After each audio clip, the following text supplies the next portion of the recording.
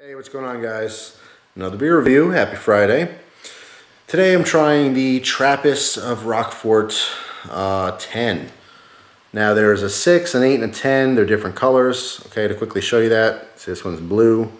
I think the other ones are green and red. And then of course the top will indicate that as well. The 10, they're supposed to be progressively stronger and then inherently more expensive. But they also all have different flavor profiles. So again, this one is the 10. Comes in at 11.3% ABV. That is strong, very strong.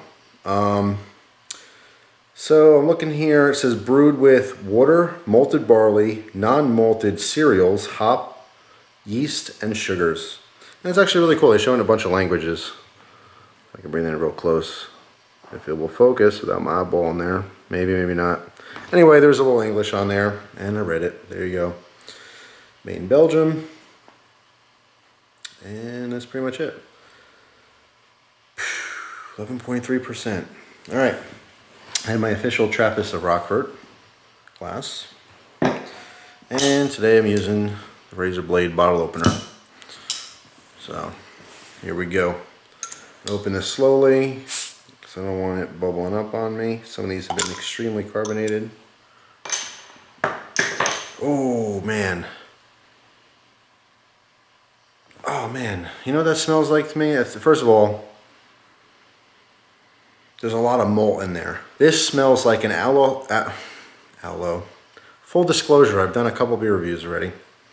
As you can tell by the same shirt and position I'm in. I'm not tricking anyone, not that I'm trying to.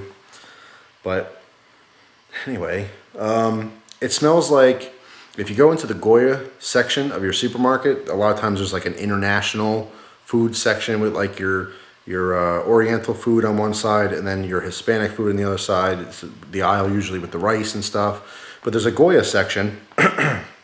They sell all the kinds of Goya products, but they sell a drink. It is a malted soda next to like pineapple soda and papaya and all that kind of stuff. Pineapple. But it just says, you know, malt soda. And it's literally that flavor of malt. And it is definitely in here. This smells dark. It smells deep. I actually smell a little bit of like, oh, that was weird. I smell a little coconut, but it was like only on that one smell. Maybe a little bit of chocolate, like really dark chocolate. Kind of smells a little bit like a porter, but with a lot of malt in it. That's interesting. All right, it definitely smells dark and deep though. Let's get my glass here and see what we got. It is darker in color.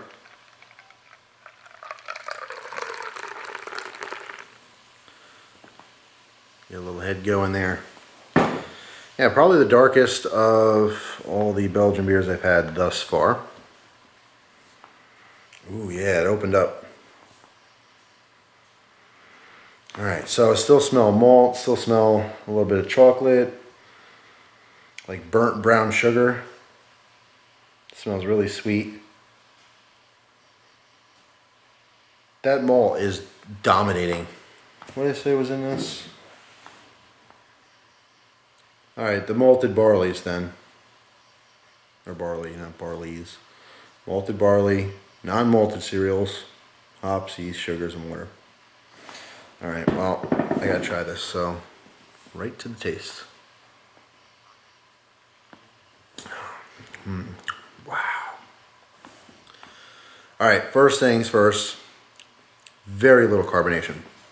You can see there's a little head on there. It is slightly caramel colored, off-white, but hardly any carbonation on this one. Before this one, I tried the Duvel, exploding with carbonation. So definitely extremes here with completely champagne-like to almost flat soda as far as like texture of the beer.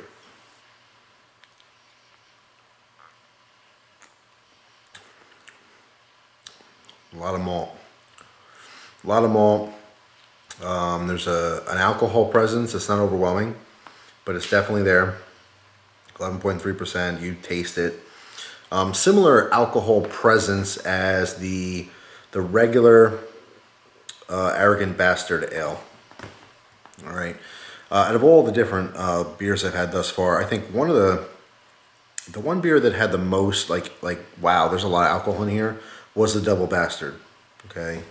The Double Bastard Ale was the most like in your face. I feel like I'm drinking whiskey kind of thing going on.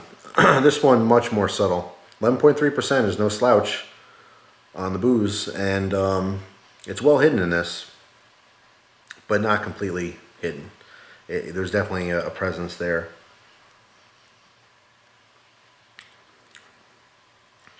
This flavor this is fantastic. It's very, very deep, very rich. Again, sweet, but not syrupy. Still, like, as far as a mouthfeel, barely like a coating on my mouth. The Duvel, which I just reviewed it, as far as like direct comparison, if you've had that one before, left kind of a film, a coating on my mouth. Even though it was a very refreshing light beer, it left kind of this coating, and this one does not. This has a watery feel to it, not syrupy whatsoever. Flavor's phenomenal. Really, through the roof, phenomenal. This might be my favorite so far. But it is a completely different style. It's a Belgian beer, but it's a different style. Obviously, it's a very dark beer. I tend to lean towards the darker beers. As far as like something to really sit and sip on and really enjoy over a long period of time. Really good. Still, there's some dark fruits in this. No citrus or anything like that. No hop flavor. Bitterness is very, very subtle. Almost non-existent. I think there's very, very little hops in this. Just tastes like a lot of malted barley. Tons. That's the main profile here, is that barley flavor, but malted barley. And there may be a little bit of other grains and stuff in there, but very subtle. Really good. I'm trying to pick up on some other flavors, but like I said, when you're doing something like this, you can't make shit up. I'm sorry, I don't mean to curse, but you got to be honest. You got to taste it. No one's going to care if you pick up on certain flavors, as some people do. You have to be honest. If you want to do something like this, do a beer review or a chocolate review or a friggin' potato chip review, or whatever you're gonna do, take a bite of it, think about what you're tasting, okay, and talk about it. It's not hard. It's just it makes it difficult for the viewer if you're making stuff up. If you're going, oh yeah, there's Fruit Loops on that, and a little bit of I don't know, like freshly scraped snow off my driveway. Come on. You got to have some realistic flavors in your mind when you're tasting it. Whatever your tongue receptors are sending signals to your brain, you have to be honest with yourself. You can't pick up on flavors you don't taste, and you're going to confuse you guys, the viewer who's watching the video, as to what to expect. So, but there's a lot of complexity here. There's flavors here that I can't quite describe, so I'm trying to think about it. That's why I keep sipping on it. Now, this is a beer review. Had the camera not been here, this bottle would last probably an hour. That's real life stuff. Because I'm doing a review, I keep sipping it and thinking and trying to taste it. So it's going down a lot faster than it should or normally would. But let's see what else I can taste in it.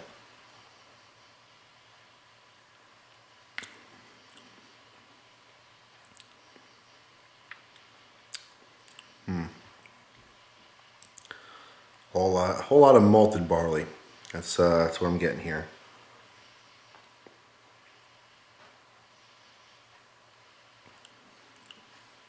It is good. I do want to stress that mouthfeel of being watery. Not necessarily in a bad way. Just not extra thick and syrupy. I don't really have a preference. You know, whether, you know, it's chewy. I know sometimes like that's something you'll hear people say in a cigar review. Like, oh, it's real chewy smoke. You're not chewing smoke, you're not chewing beer. It's just, it's thick, rich, and just like dense. It's a dense feeling. Excuse me. That's what people are referring to when they say something's chewy. And this one's not chewy. It's quite watery, but not in like a cheap way. I've definitely had beer that's been watered down, like literally make some beer, add some water to it so we have more beer. No, it's not like that at all. There's still a heck of a lot of flavor in this, but it's not a very dense feeling in the mouth.